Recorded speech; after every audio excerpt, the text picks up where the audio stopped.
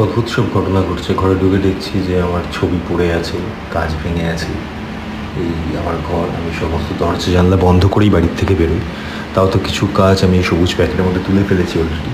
তবে হঠাৎই কি মনে হলো ভিডিওটা বানালাম আর কি। কোনো কারণ নেই কিন্তু এটা হওয়ার। দরজা জানলা সব বন্ধ, আমার টপ পড়ে আছে, আমার ছবি পড়ে আছে, কাঁচ ভেঙে পড়ে আছে।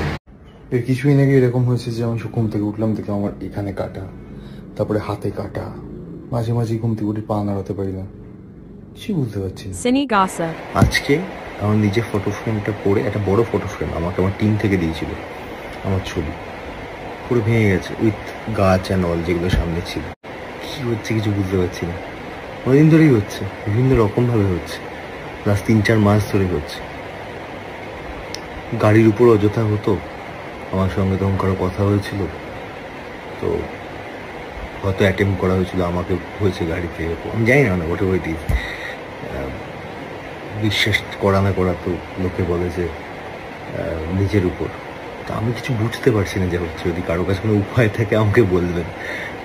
সারপ্রাইজড।